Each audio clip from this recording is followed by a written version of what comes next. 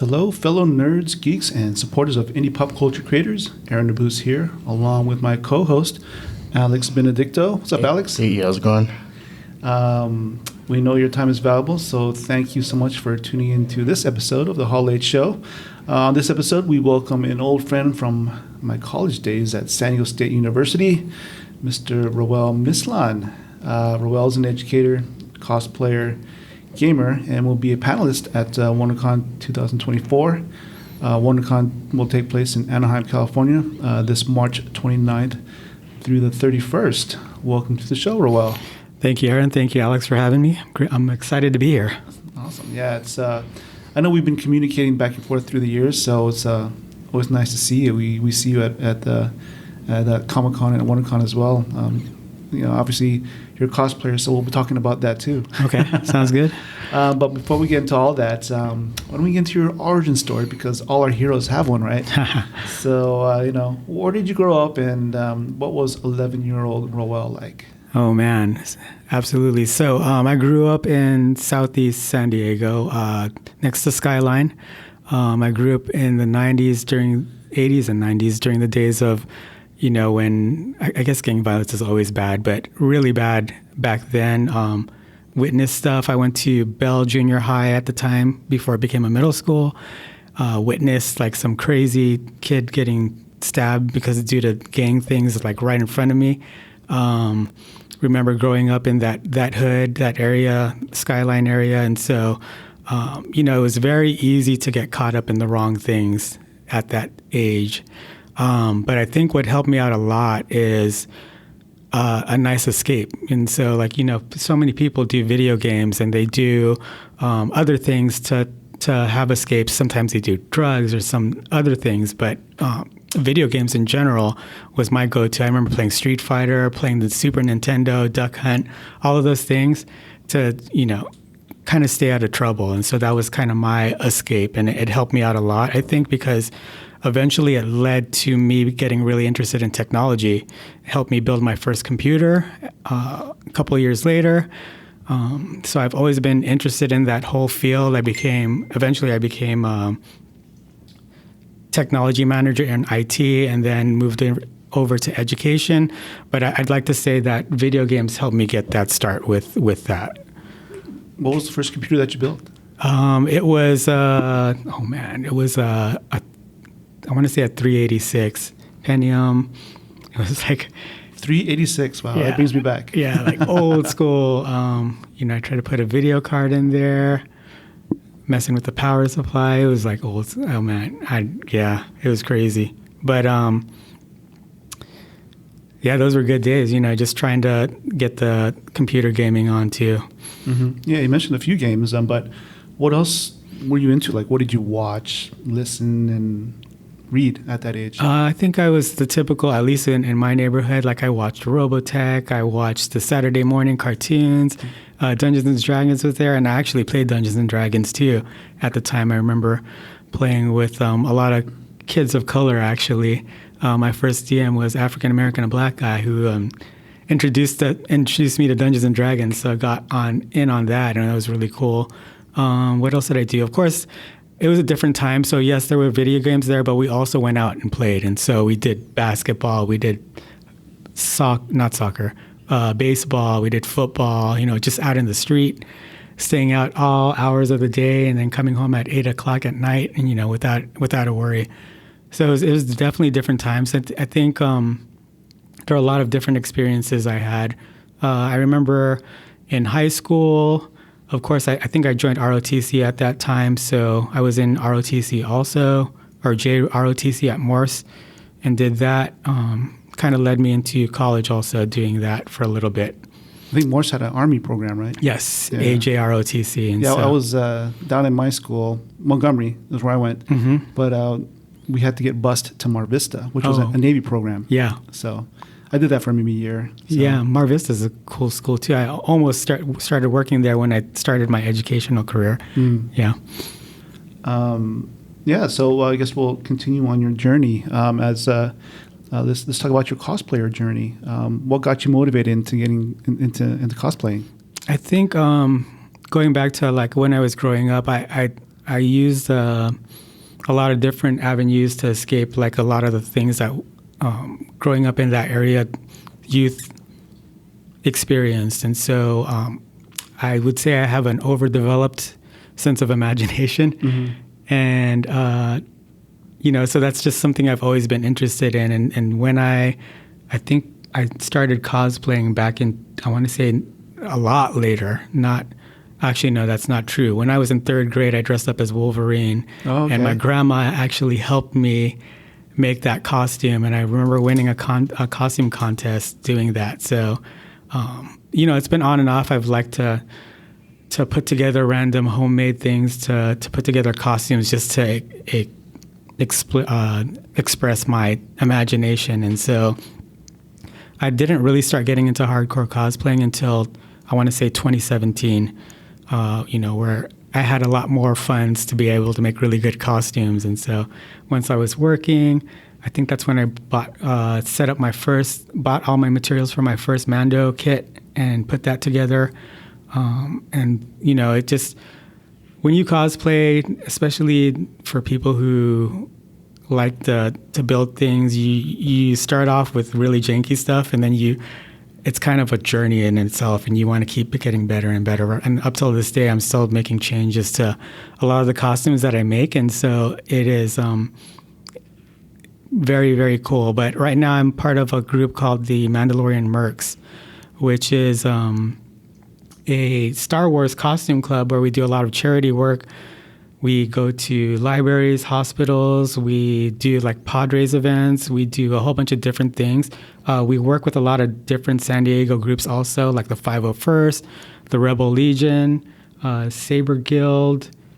I'm missing somebody, but there's tons of San Diego cosplay groups that we all band together and put on our nerdiness for good causes. And so it's been a lot of fun. But even with that, like those costumes, they kind of demand like you be ready for, like if Lucasfilm called you, that you're ready to go like with your costume. And so they kind of have a high standard, but they also are very willing. We are very willing to teach people how to put together those costumes and make it ready so that, you can go and do that. So I know we've had some members participate in some of the shows also, which is really cool. So it's been a really awesome journey, putting together those costumes, learning new skills, 3D printing, sanding, building, working with metal. There's lots of different opportunities, but those are skills that I didn't have until I joined the group and then learned them. And so pretty much if you have the will, you can make the way. What's it like when kids see you in your costume? It is such an amazing feeling because you get a little glimpse of what celebrities must feel like when they, people come and they're in awe of what you're wearing, or they just say hi, or like even the little kid that sees you and they just wave, and it's such a fulfilling feeling when you have that. But then on top of that, not only are they recognizing you when you're expressing your artistic, imaginative self, but we're also doing it for a cause, right? And so you're doing it to help out a hospital, or you're doing it for a fundraiser for a library, or you're doing it to bring joy to a community. And so like the amount of fulfillment that you get from not only interacting with a kid or with a fan or with somebody who likes the costume, but you're doing it to better something else also, is just so it's amazing. I saw that you met Tamora Morrison. Yeah. How was that? He was very cool. Very cool. He looked me up and down. I remember he looked me up and down, and he saw, because I was wearing my Mandalorian costume, and he's like, nice. I'm like, all right. He approves. I'm good. But yeah, got to meet Tamora, got to meet Emily Swallow. She came down to the booth. And we have cards that we give out, or our characters on it. And I chose to use one of the lines she said, which is persistence without insight will lead to the same outcome. I really liked that. It spoke to me because you could be as persistent as, as much as possible. But if you don't stop to think about what you're doing or the journey that you're taking, you're going to get the same results. And so that insightful thinking about what you're doing too is kind of the process that you have to do when you're building a costume also. Because your costume is not going to be awesome right from the get-go. You have to continually evolve it and look at it. And so it's a process just like life is, right?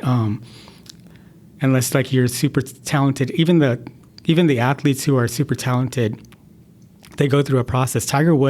Maybe Tiger Woods, but Tiger Woods probably put a lot of work into his game trying to figure it out. Michael Jordan, all these people, they are not born that way, right?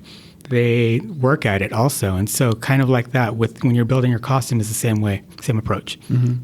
Speaking of building your costume, do you have can you sort of maybe go down a typical process that you go through? I know it's different now since you're more advanced, but maybe you can maybe just talk a little bit about that. Yeah, so in particular, when I'm thinking about, it depends on the type of costume that I'm putting together and so what resources.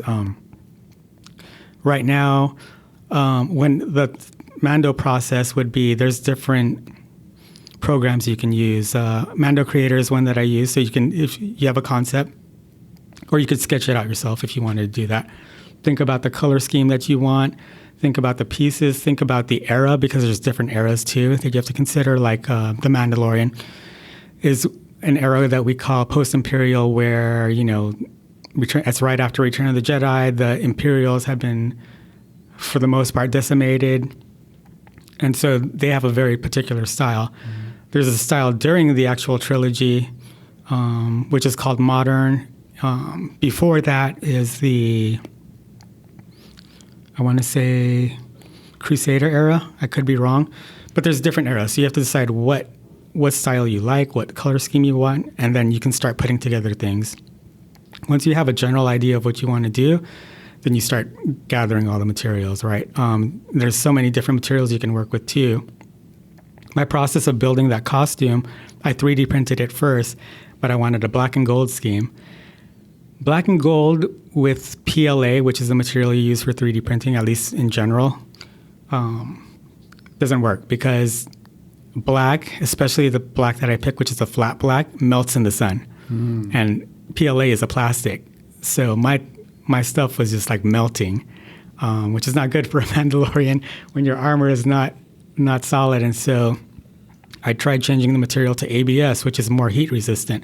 But then I was running into issues with it being too brittle, meaning like it could break easily. And so went through the process. Finally, I just said, never mind, I'm just going to do everything in metal. So my current kit is metal. And I know that's going to stand up to everything that is out there. And so it hurts my body when I wear it for 8 hours a day or whatever. How much extra weight is it? It's probably like 25 to 30 pounds. It's a workout, though, so definitely I get my workout on for sure. But it is so, when you see that kid, that adult say, oh, man, I love your costume, and, it makes it so much worth it. Speaking about, making it worth it, is there anything else that motivates you to continue on this cosplaying journey? Yeah. So this group that I mentioned, Mandalorian Mercs, but also like the 501st and Rebel Legion, they're a pretty tight-knit community. We all support each other, but we also welcome people too much to the... people think that, they're just a very exclusive club. No, that's not true at all. Like, we want to help people if they want to start that journey. And so it's opening that up, making those connections with people, I think has been amazing. And so it's been really awesome. I guess we can switch gears and talk about your experience as a gamer. Yeah. What was, you mentioned a few video games earlier, but are there any ones that sort of like piqued your interest and then kept you, as a gamer going forward? Yeah, I think I mentioned this when we were talking about it earlier, but I grew up on Street Fighter, so of course Street Fighter 2. Oh, I love that game. That always have a special place in my heart. Yes. Who's your favorite character to use? I used to use Guile all the time, and then I switched it up to Ryu. Yeah. But Chun-Li every once in a while. But there's so many different games, like from the Nintendo classics to Legend of Zelda. I remember hours on end playing Legend of Zelda, the original one with the gold cartridge on the Nintendo. What else is there? There's MMOs I've been into also. Recently, nowadays, though, I play, I mentioned Dungeons & Dragons, so of course Baldur's Gate 3 has been huge. Starfield is another one. Cyberpunk 2077. There's a lot. I don't do too many of I play League of Legends a little bit, but a lot of those esports games are really new for me. But just giving kids the avenue of taking what I experience with the games that I like and the things that they have with them now is so amazing. Did you maybe embark, or I guess continue on this journey as a gamer to maybe further connect better with your students? Oh yeah, 100%. I remember when Fortnite first came out and I was teaching, the kids were like, "Oh, can you play with us? Can you play with us?" And so I played with them, and it was a lot of fun because giving them that, being able to connect with the teacher outside of the classroom was like another level for them. And so being able to play with the students has been amazing. And so now that I see everything that we're doing with esports, it's been a lot of fun. And you see them hit their groove, but you can celebrate with them too, and things that they really like and they really enjoy. And with esports, especially because it's way more accessible than other sports in general might be. Students with disabilities, students with different backgrounds, or maybe they don't have opportunities. Everybody can play a video game. Almost everybody has access to that video game. Like when we think about what we have in our pockets with cell phones and pocket computers and access to different platforms and mobile devices, people can play video games. It's what kids know nowadays. It's part of their culture. And so because it's so pervasive, it's also something that we as educators need to look into, like how do we educate our students using this platform, this world that they know. Mm-hmm. How long did it take for you to be comfortable in that arena? With using video games in education or just video games in general? Video games in education. Not because I also kind of grew up with it too. It wasn't much of a translation for me, but I understand educators in general with just the amount of stigma that goes around video games still. When they talk about like first-person shooters and the effects that it might have to increase violence and things like that, educators in general probably have not seen the benefits to video games as much as I have growing up because I grew up with it. And so I think there's a community out there that understands, but we're at this place now where boomers are like moving away from the day-to-day things for life. And so now we're talking about Gen X. We're the new boomers, I guess, right? Yeah, exactly. We are the new boomers. But the Gen X, some of them have started playing video games, and so they start to understand. And so, but they don't know it to the level that our Gen Z students know now and our, millennials. And so for me, to answer your question, it wasn't much of a translation, but for educators, I can see that being a bigger issue. But the message we've been trying to give out to educators and everybody in general is that video games is such a huge, huge part of the world today. If you look at the revenue, it's projected at $365 billion. It's an industry that offers a lot of opportunities for careers. And so that's kind of like what we're looking at with esports. Yes, we want the kids to play esports, to play video games, But that's just the door to open up them to different possibilities, like, of course, programming. But there's so many other things. Marketing, there's law, there is content creation. There's so many different avenues that they can do just within the video game industry. It's ridiculous. And the ecosystem that you can build off of video games and esports is something that educators can easily tap into if they choose to. Speaking about education, what put you on the path to becoming a technology manager and ELOP coordinator at the charter school you're at right now? Yeah, so I went to school. I went to state, and when I was at state, I was studying business, but that didn't work out. And then I went to a trade school to learn networking skills, IT, because I knew I built my own computer. I like technology. I started working at Hewlett-Packard in research and development. And so I was doing that I was in the private industry for a little bit. But I recognized at some point I was working in the school system, and I knew I kind of wanted to teach also. So it led me to go back to get my teaching credential. And at the time I was a site tech, became a tech manager, but then started teaching technology also. And so kind of led me down this path. And so I started teaching, and after I started teaching, became an administrator for a little bit, for 8 months as an interim administrator, and now I'm in this ELOP, Expanded Learning Opportunities program, as a coordinator, where I can kind of put together all of the skills that I have with technology, the background in IT, the background in education, the background in administration, and then create these opportunities for students that are underprivileged and don't have access to a lot, and give them these pathways to not only do things that they want and engage in education, but to learn skills that they can use for careers in the things that they like to do. How long have you been doing this for? So I've been at the school for almost 17 years. So my path from, man, it's been that long since we've been at state.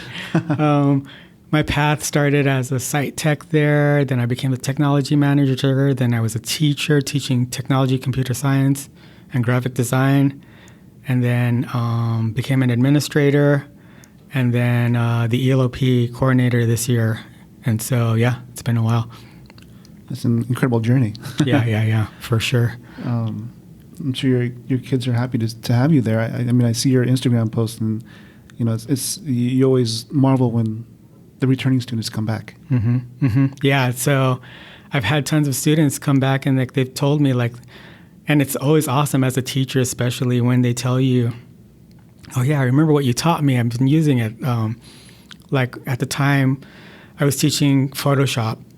And I think we were the only middle school probably that was teaching it in our district. And so the students came back after going to high school. They're like, everything that they're teaching us right now, I already knew. So the teacher didn't know what to do with me.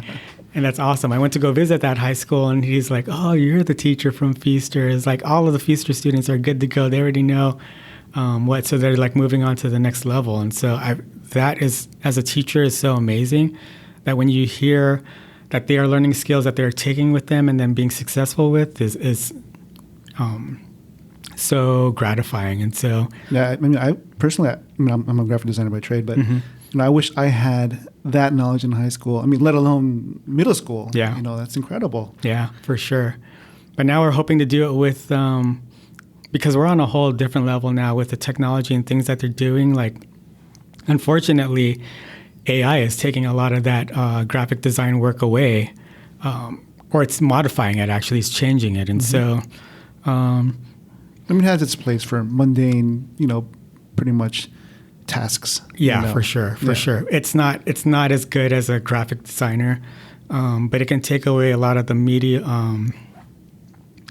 menial tasks that you need to do, and then leave a graphic designer to be way more creative in less time than normal. And so I think that's where we're at right now, where we're trying to give these kids skills to navigate this new world that they're dealing with, because graphic designers are going to be very different when they are ready for the market than what graphic designers are doing today. And so just like that, everything else too, with content creation, video game design, programming, you can have an AI do a lot of that programming for you. But even though we have all these AI tools, one of the things that we want to focus and stress with our students is that you cannot remove the human touch. And that's what we want to teach them. We want to teach them that, yeah, ChatGPT can write a speech for you, but you have to give really good prompts. Otherwise, it's just going to give you a crappy speech, right? Yeah. If you don't specifically tell it what to do. And then don't just take what ChatGPT gives you as a speech or an essay or whatever and then turn it in. Like, go back and look at it. And so we're trying to navigate these new experiences and these new tools that they have to make sure that they are getting the most out of it also. Mm-hmm. For sure. I mean, this new AI stuff is definitely a challenge. Yeah, for sure.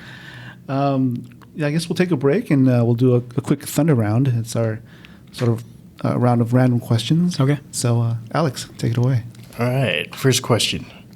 Let's see. What's one word that you would use to describe yourself? Insightful. Insightful. All right. Cool. Well, why would you? Why would I say that? Yeah. Insightful because I love to look at things at different perspectives and I like to analyze. It's kind of that whole process with like, how do I make this better? How can I, let me look and see what other people are doing and then see. So I'm always trying to seek to understand. So I guess that's why I would call myself insightful. When I'm like, as an administrator, you deal with parents and students and community members or different staff members who are always have like their own perspectives. And I try to gather as much information to get insight into what's going on to make a good decision. And so I would say that. All right, cool. All right, next one. If you could have a meal with anyone from the present day or from the past, who would it be and where would you take them to eat, have a meal with? Oh, man, that's so hard. I would say Jesus, but I'm sure that's like used all the time. Mm-hmm. Let me. I mean, it's appropriate for the Easter season, I guess. Yeah, you know? yeah. So I'll take Jesus to Chipotle because that's my go-to, man. I go there like 3. Well, actually, I gave that up for Lent. So really, yeah. So Chipotle, because my partner at work, the coordinator for community schools, told me, "You go to Chipotle a lot. You should give that up for Lent." And what's your typical order? Steak bowl with guacamole, mild salsa fresca, cheese, sour cream, but yeah, and rice. But yeah, it's so easy. Like you just place an order, I get over there, pick it up in 5 minutes, I have it, good to go. But yeah, it's crazy. You ready to try to Autobot a chicken when I just saw a commercial? Oh, okay. What would you discuss with Jesus during the meal? I would ask him, well, I would say thank you for putting me on the path. It wasn't an easy path. I mentioned growing up Southeast San Diego. There's a lot of stuff that I saw, a lot of stuff that we grew up with. It was not an easy environment, but I feel like I'm in a really good place. And like you mentioned, Aaron, the journey, it's about the journey. And so like there's so many journeys from my childhood journey to my cosplay journey to my professional journey. And I'm grateful for all of it. It definitely wasn't an easy journey, but it has given me a lot of perspective. So I'd say thank you. And I'd ask if Jesus thought I was doing a good job. Cool. All right. Next question. What was it like meeting Brian Tong at WonderCon last year? Oh, he's super cool. He saw me. I was wearing one of my unfinished Mando costumes, and he looked at it, and he's like, "What?" And he's like, but he's really cool. So I just told him, "Hey, thanks for, just because I know you talk about tech and everything, and thanks for like keeping it real." Like he always offers his perspectives on the different products and stuff. So I said thanks, and he's like, yeah, for sure. But it was really cool talking with him. Oh, nice.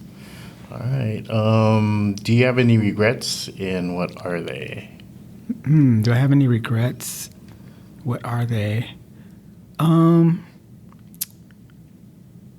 I have 2 kids, and I regret, that first kid. It's like you're learning how to raise that child, and so I think I would have done some things differently with that child.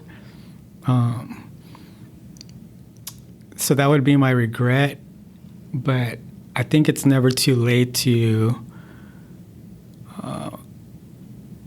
make things better, and so yeah. Okay, all right. Next one. If you were president of the United States, what kind of artwork would you hang up in the Oval Office? Ooh. Definitely Jim Lee, Scott Campbell. I would hang up like pop culture artwork for sure. Yeah, that's what I would hang up. Nice. Maybe Star Wars stuff too. Cool. All right. What would the title of your biography be? Persistence and resilience. Okay, that just goes back to that one. Yeah. One quote. Yeah. Okay, cool. All right. If I gave you $1 million, what would you do with it? $1 million. I would try to invest it and then live off of those investments, like the interest. That would be the smart thing to do. But if I wanted to be dumb, I would go make some really awesome costumes. If you had $100, what would you do with it? $100? Go to Chipotle. $100 gift card. Yeah. Okay. If a movie was made about your life, what kind of music would be on the soundtrack? Ooh, I'm gonna say,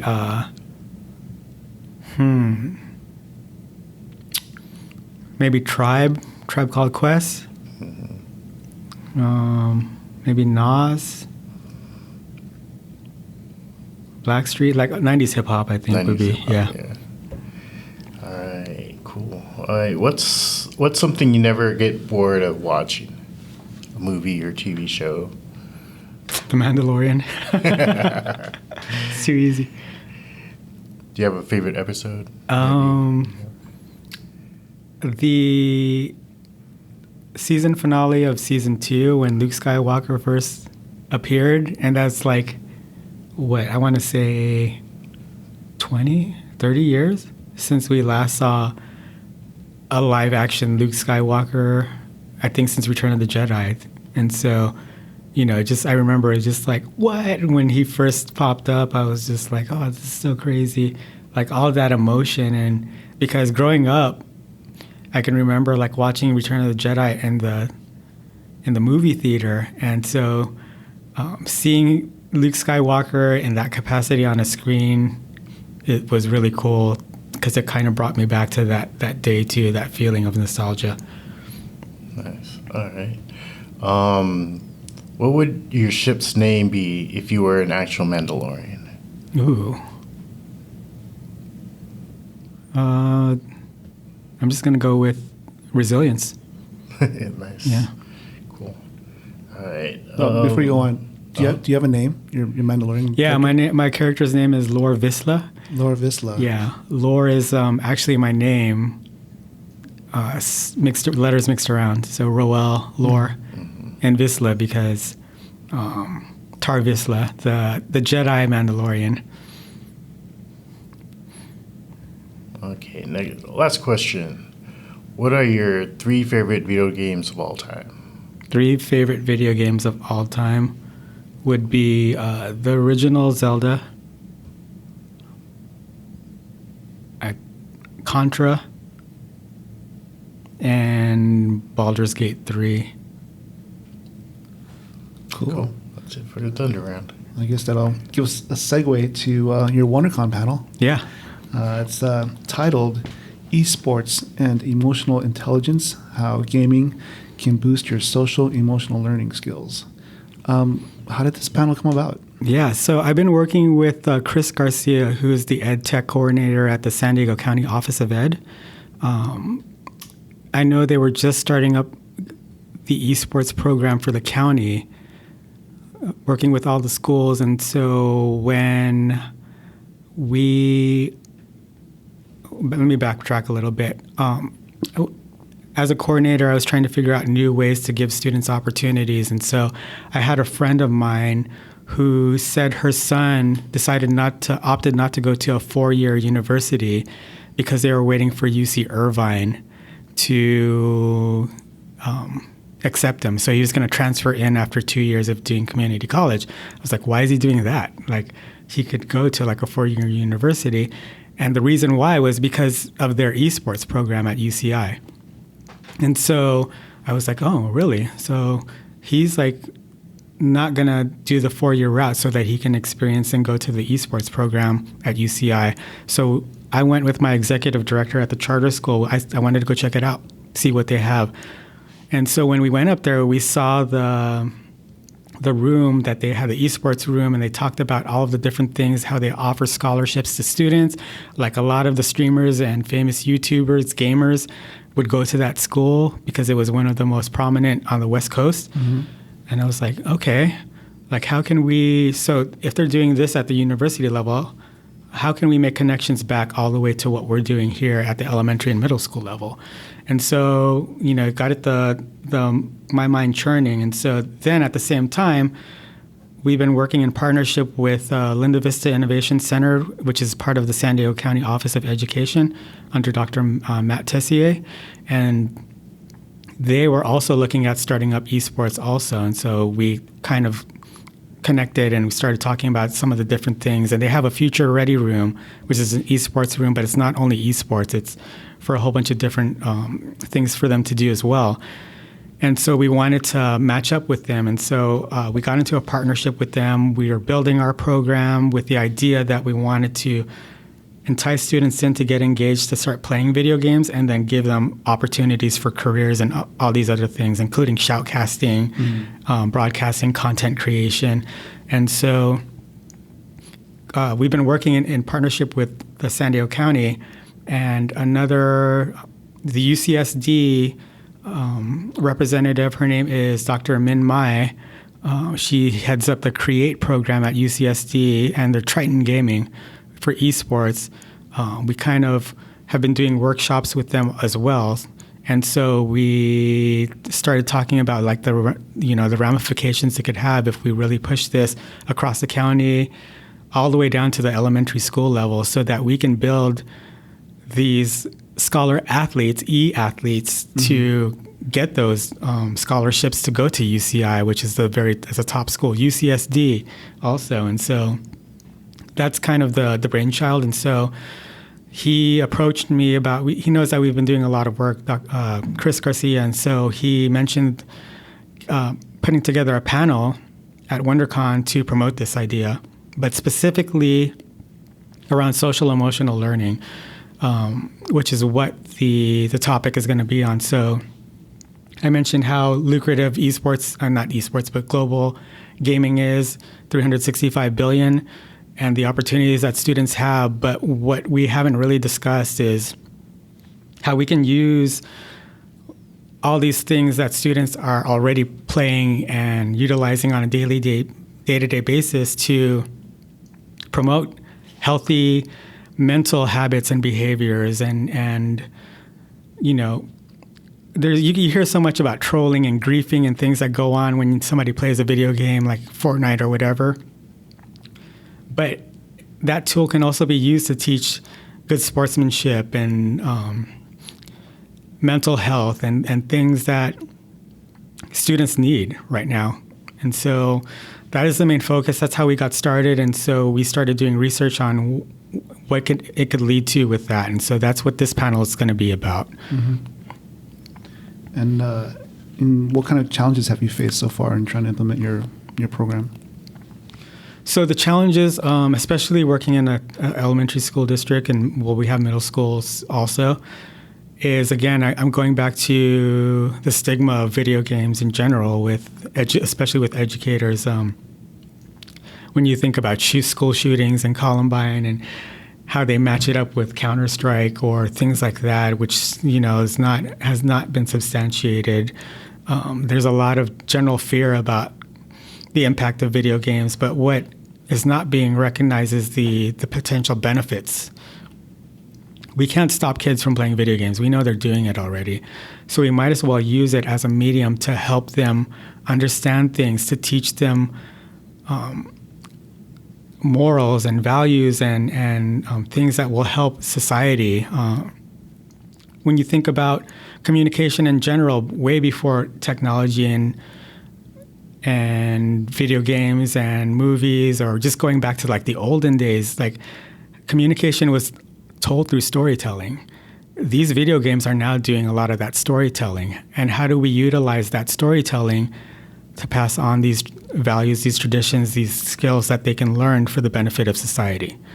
So the challenge is like getting the educators, getting district leaders, school leaders, parents, communities to understand the potential value that video games has and how we can use it to impact students to do good stuff has been the biggest challenge. And then, of course, just like the technological issues with where school infrastructure might not be ready to support 10 games streaming. And so there's the technical issues, and then there's the philosophical issues, but those have both been challenges that we have been navigating, and I think we've been pretty successful with it. Nice. That's good to hear. Have you been part of any other panels in the past? I've been part of the Comic-Con panel for cosplay, representing the Mandalorian Mercs, and with that, we were really focused on diversity, inclusion, and equity, and talking about how, again, like so many of our members represent people from all walks of life, either like people with disabilities, people with mental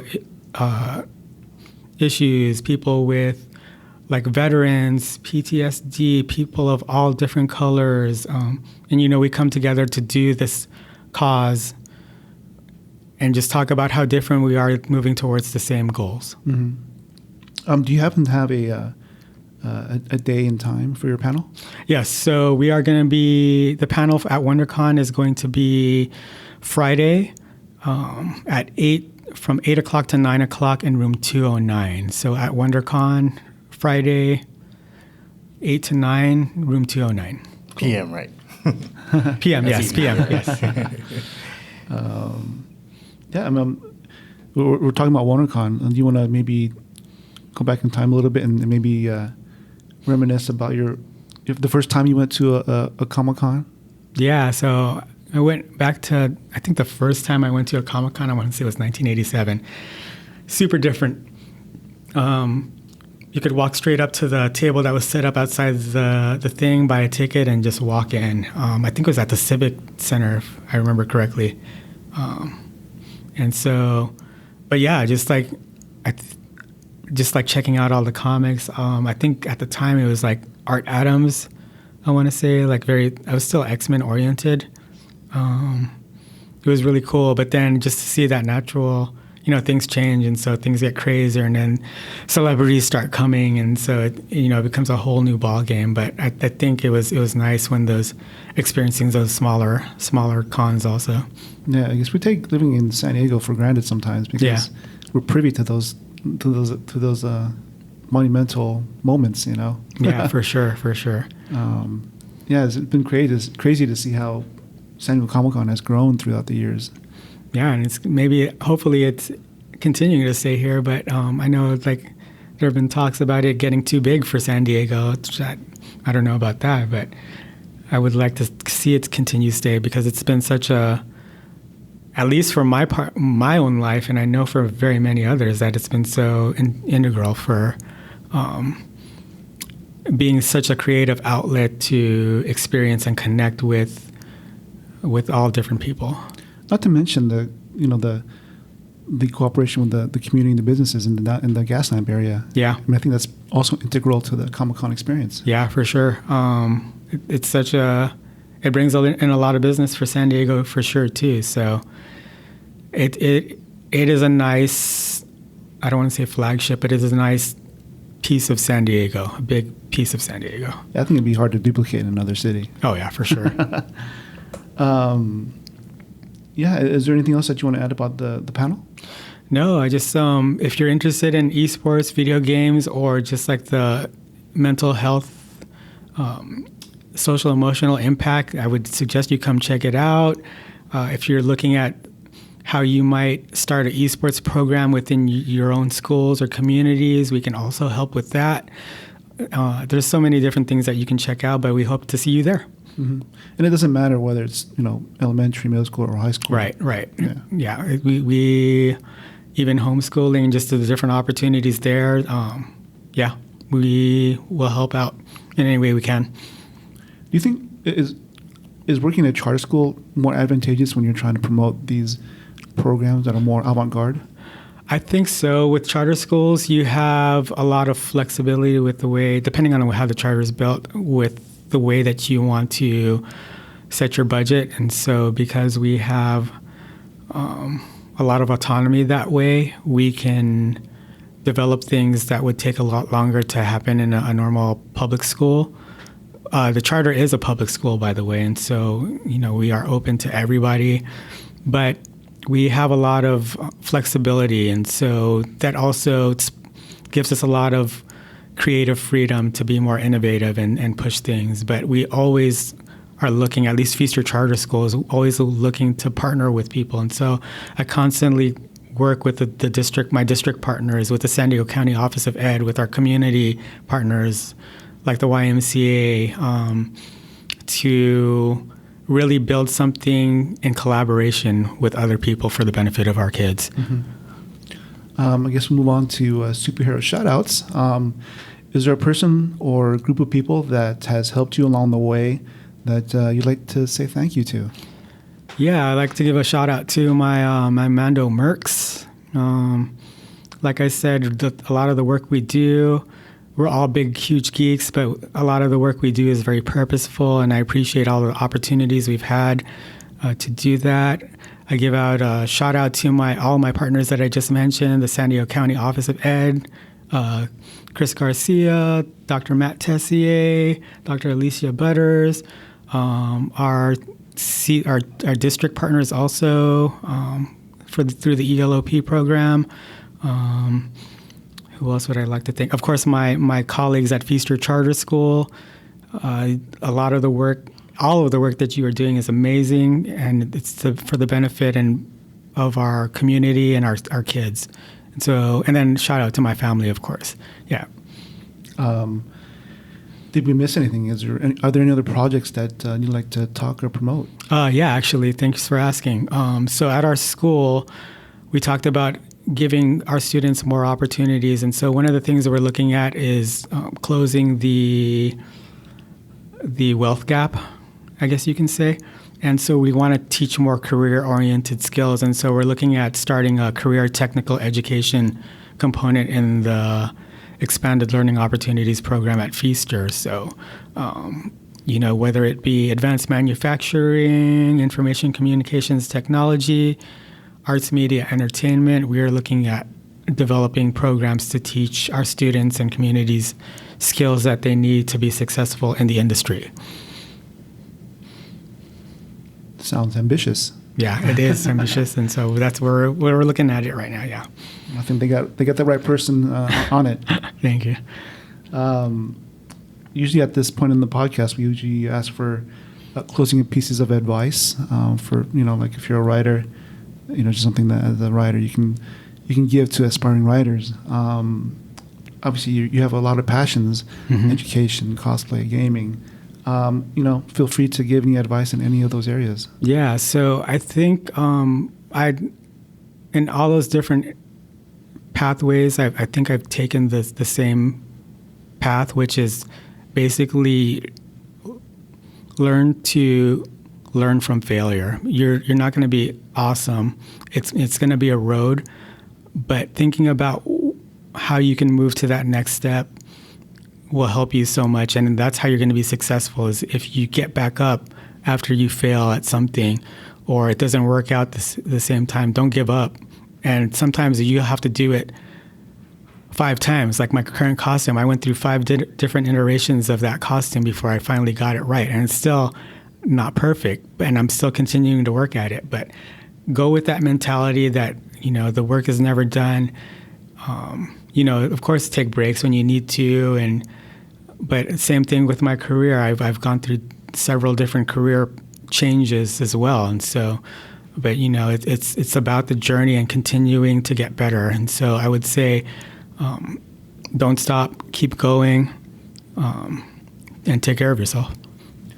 Yeah, I mean, that's such an incredible thing, and I want to thank you for coming on the podcast. We often interview, all these pop culture creators who they live in the superhero world, but I mean, you're a real life hero in my eyes, man. Oh, thank you. I appreciate that. Your students are fortunate to have you. Well, thank you. Yeah.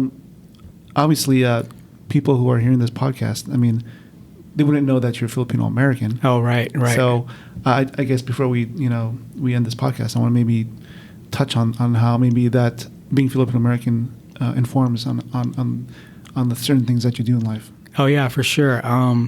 Being a second generation Filipino American also, and actually I've just started understanding more about the work that needs to be done in that realm too. So I've been working with a lot of different people. I've joined the California administrators, coordinators.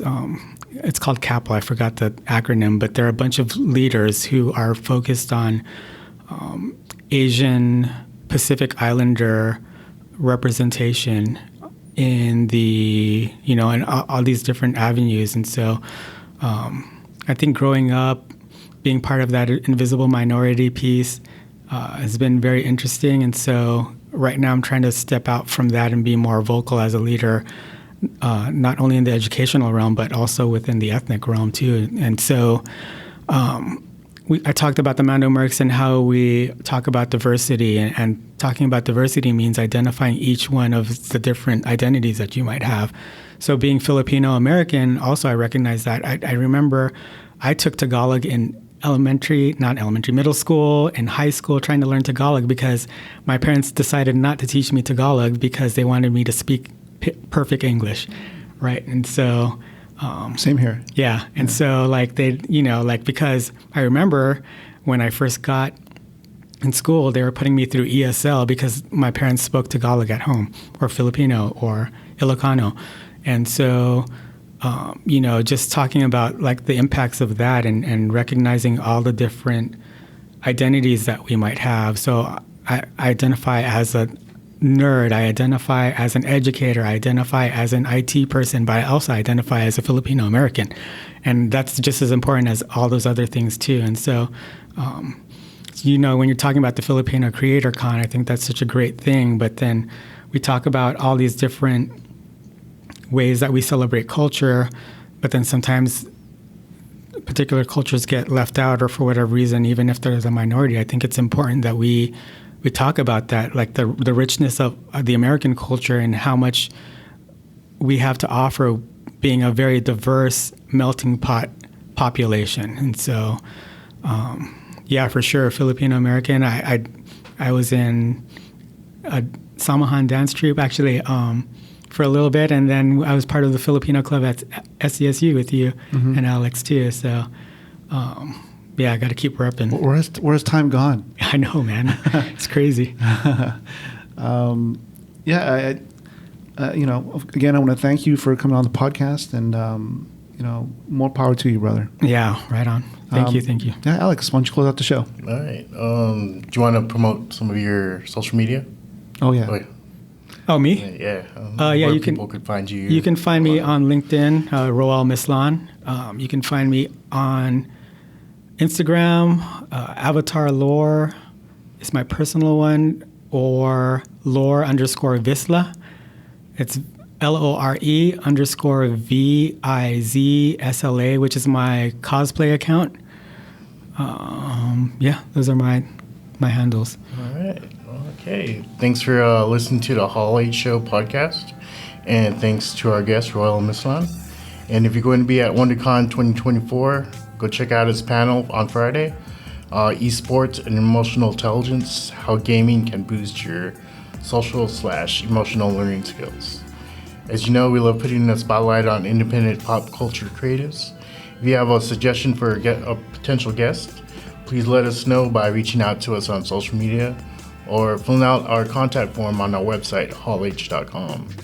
If you believe in our mission to be the voice of independent creators, we really appreciate a rating, hopefully 5 stars, and a comment on Apple Podcasts. And please spread the word on social media using the hashtag HallHShow. Thank you. Peace, cheers, and stay safe out there.